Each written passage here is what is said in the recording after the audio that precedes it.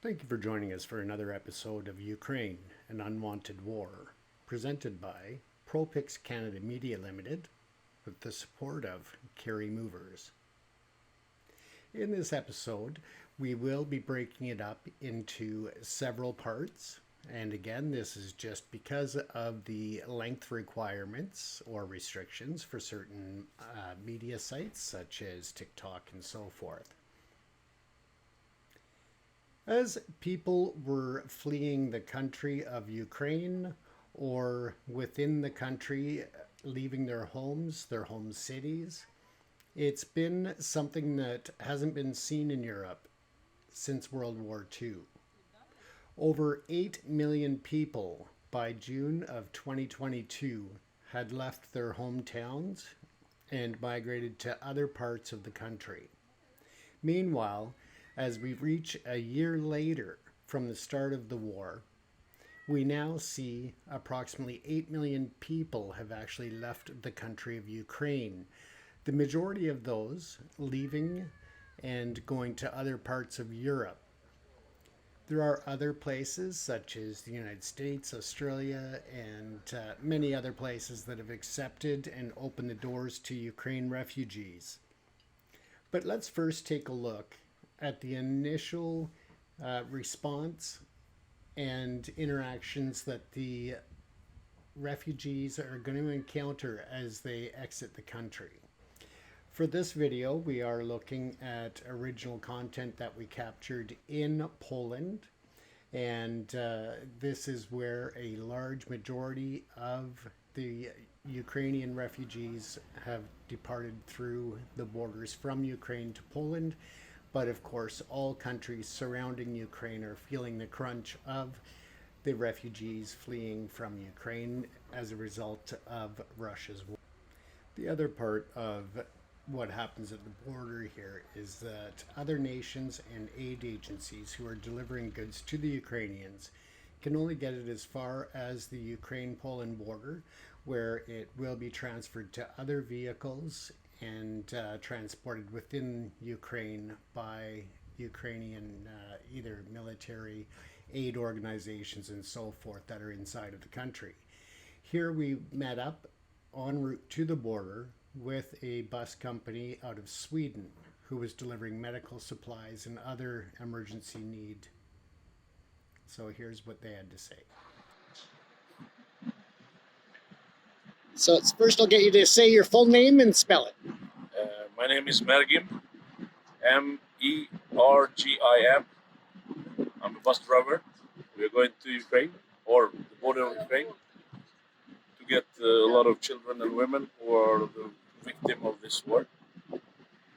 So, and we have a lot of supplies to drive there to give them what they need. Right, and I heard that you got medical supplies and such on board? Medical supplies as well. Right, excellent. And then where do you take them when you pick them up? You mean the refugees? Or? Yeah, where do you... We are going to the border tomorrow morning. Okay. And picking on them there and on the way, on Warsaw maybe, right. So we can get a full bus. Right, and then where do you go after the border? We go, after the border, we go to Sweden. Excellent. Yep. Perfect. Well, thank you guys very much for what you're doing, and I'll see you down at the border. Yes. Bye-bye. So even in the middle of the night, 2, 3, 4 in the morning, refugees are still making it across. Some have traveled for days in temperatures hitting -8, -9 degrees Celsius as they travel with children, with the elderly, some even bringing their pets. And it's quite the challenge. Once they do get to the border, they're lined up on the Ukraine side waiting to be processed and allowed into Poland. That again can take up to a day or two just to get through the border itself once they get there. On each side there are warming stations, there is food, there are hot beverages. It's far from luxury, but at least it is something as they wait in the cold temperatures night and day to get across. As they do get to the welcoming centers on the Poland side of the border, here you can see that there are plenty of tents set up with all kinds of food. They have fires there. They also have other tents and such that are warmed. to allow them to get a bit of a break after such a long travel, but they also can get some clothing, blankets, food, and medicines, diapers, for baby formula, so many different things from so many amazing volunteers and agencies from around the world who are participating in assisting the people here in Ukraine.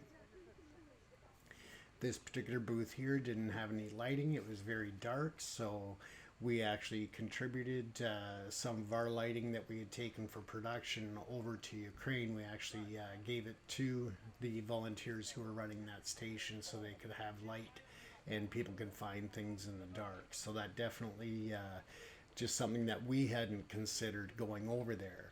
And I'm sure many others wouldn't even think about, is just, you know, the smallest things like LED lighting to help light up things at nighttime.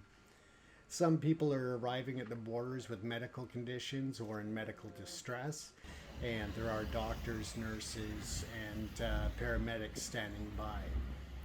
As people are crossing the border and arriving in various locations throughout throughout Poland, you can see that billboard that was just on the screen. Now you can see people lining up at the Bank of Poland, and this is another issue for not only the refugees but locals alike, that as they have left Ukraine and banking institutions and all of that have been closed, people are lining up here in Poland to be able to get to their accounts and withdraw money and currency once they've arrived in Poland, which puts a shortage on. With the ATMs throughout the country, there is a big rush on those as well. So they get refilled in the mornings, and typically by noon all of the ATMs around the country are empty as well. So they just can't keep up with the demand on currency there in Poland.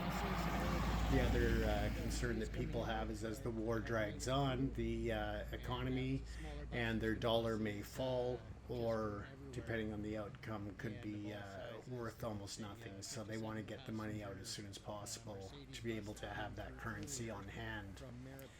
Of course, as you can see, this family here, like almost everyone else, had to flee their homes and their communities with just whatever they could carry and get across the border. You can see the couple of gentlemen walking towards the border away from the camera there. They are a part of the Polish military and police force. They are just amazing. People who are in wheelchairs or elderly needing help with their bags that they carried all that distance to the border, they assist them. They bring wheelchairs over, wheel them over to the doctors and medical staff to get checked. As I said, they carry luggage for the elderly and help with the animals and the kids and that. So the whole working machine of the military, the police, the fire department, all of the international volunteers have come together to make it just flow very well as best as they can. Here you can see another bank machine in Poland that is out of cash, out of currency. So again, they just can't keep up with it. So that'll wrap up part 1 of episode 2. Please join us for more, and don't forget to like and subscribe to our channel so you can be informed when the next episode comes out.